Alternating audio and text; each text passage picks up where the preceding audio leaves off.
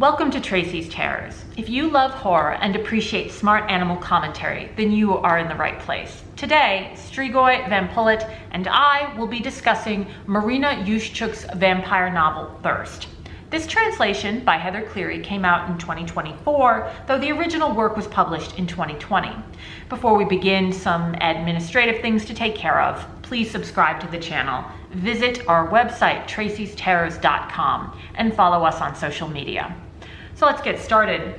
Since the 1970s, countless academic books have argued that we live in a death-denying culture, and by now, the claim is acknowledged as a truism.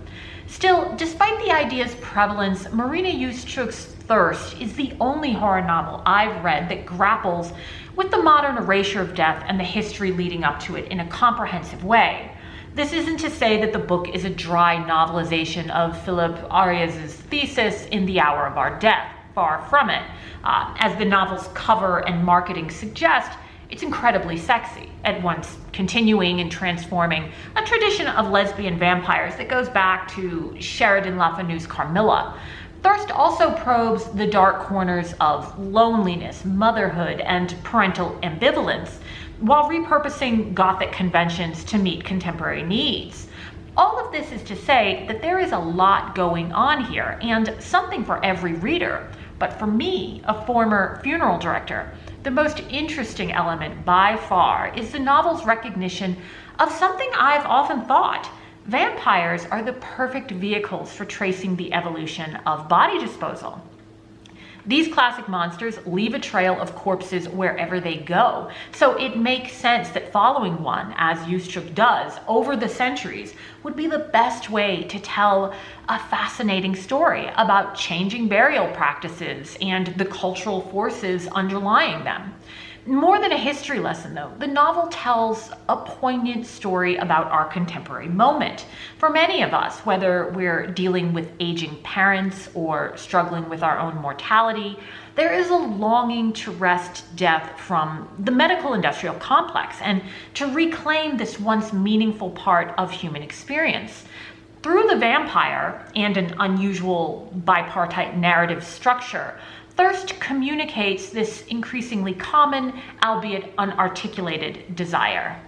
So let's start with a summary of Thirst. The novel is divided into two narratives that intersect in the end. The first half of the book is told from the perspective of a centuries-old female vampire who, in the early 19th century, flees persecution in Europe and travels to Buenos Aires, where she hopes it will be easier to exist undetected. In Buenos Aires, we follow the rise and fall of her fortunes as the city transforms from a muddy backwater to a chaotic locus of disease to an increasingly organized municipality with a modernizing police force. Fearing capture and investigation, she separates herself from the living, takes up residence in a mausoleum on the grounds of the Cementerio del Norte. I can't speak Spanish or even pretend to. Over the next decades, the rapid expansion of government administration and the advancement of forensics make it difficult for her to hunt safely until finally, in the early 20th century, she commands a cemetery attendant whom she has befriended to lock her in her casket. In the second half of the novel, we meet Alma, a young woman living in present-day Buenos Aires. And Alma's struggling to process her mother's terminal illness in a death-phobic culture, and her frustration with the silence surrounding end-of-life issues is beginning to take its toll. Slowly succumbing to a creeping despair, she withdraws from her young son, neglects her best friend, and disengages from work. When she receives a key to a mausoleum that her maternal line has held in secret for generations, she unlocks the casket within and frees the vampire from her century-long confinement. This mysterious creature embodies the reality of death that contemporary culture denies, and Alma is at once repulsed and fascinated by her. What would happen if she were to fully embrace, both literally and figuratively, the vampire and everything that she represents?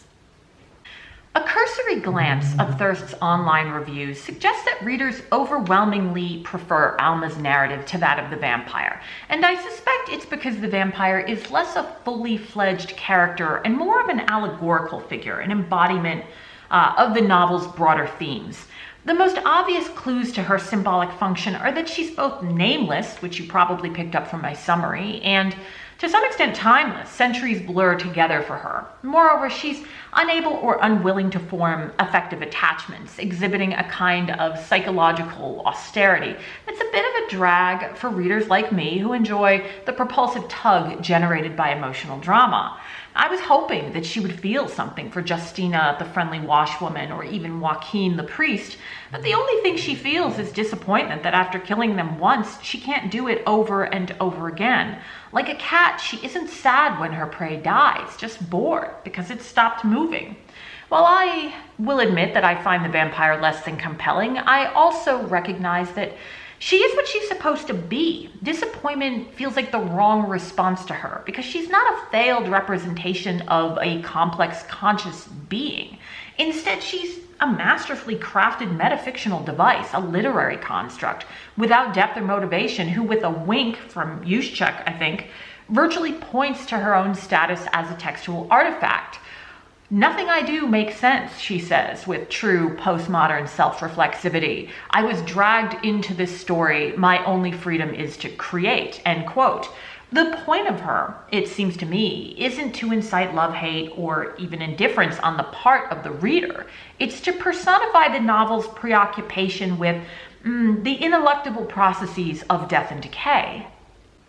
And on that score, the figure of the vampire is wildly successful.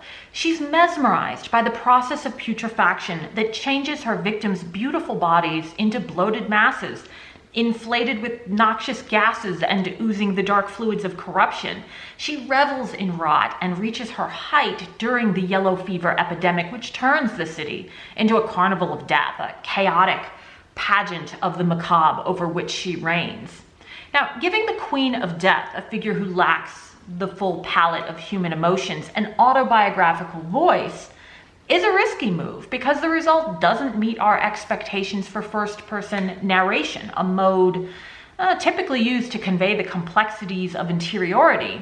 However, by taking this risk, Yuszczuk is able to give us a quasi-human perspective on the fascinating history of death practices in Buenos Aires, which closely resemble those across the cultural West. And despite its often pronounced detachment, this vantage point is still far more interesting than a dry recitation of facts.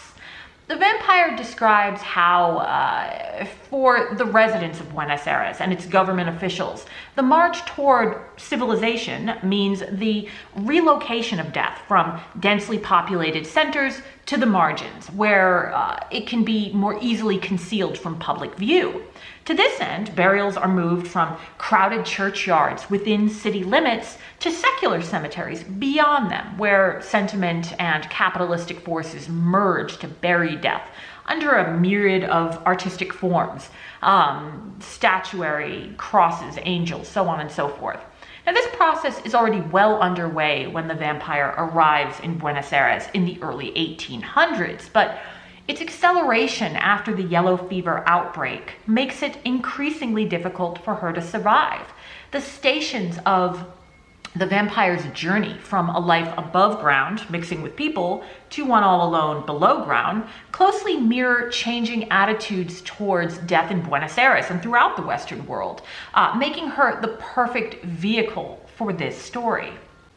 As something of an allegorical figure, the vampire's voice is qualitatively different from Alma's, which is, well, human, with all of the psychological nuance and emotional complexity that implies.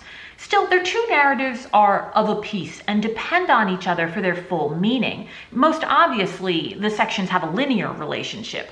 Alma's experience in the present day with her mother's terminal illness represents a later stage in the evolution of death practices. Alma resents the doctors and nurses who insist on continually propping up her mother's rapidly failing body, and she hates her family's inability to admit and openly discuss what's happening. Like many people in similar situations, she longs for an authentic engagement with death, and the appearance of the vampire is in many ways a realization of this desire. While the narratives are sequentially linked, they also have an interesting vertical relationship.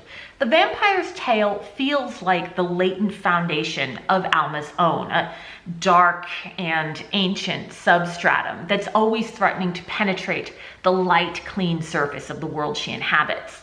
The reintroduction of the creature in the second half of the book represents an upward eruption of rot, the end of all flesh, which we vehemently disavow, into the sterile atmosphere of medicalized death.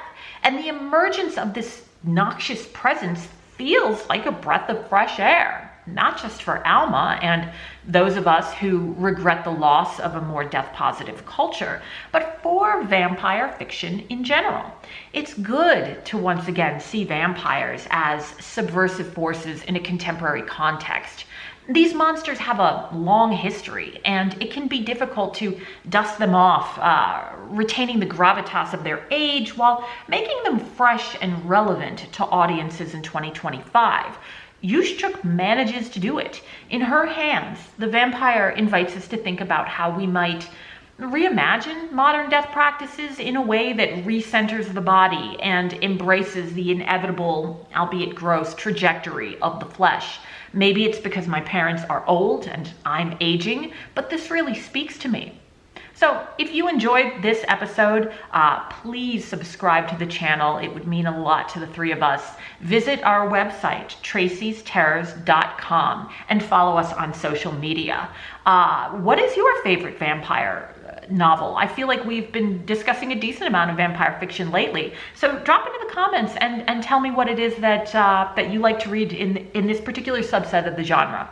Thanks so much for joining us today, and we will see you next time. Take care.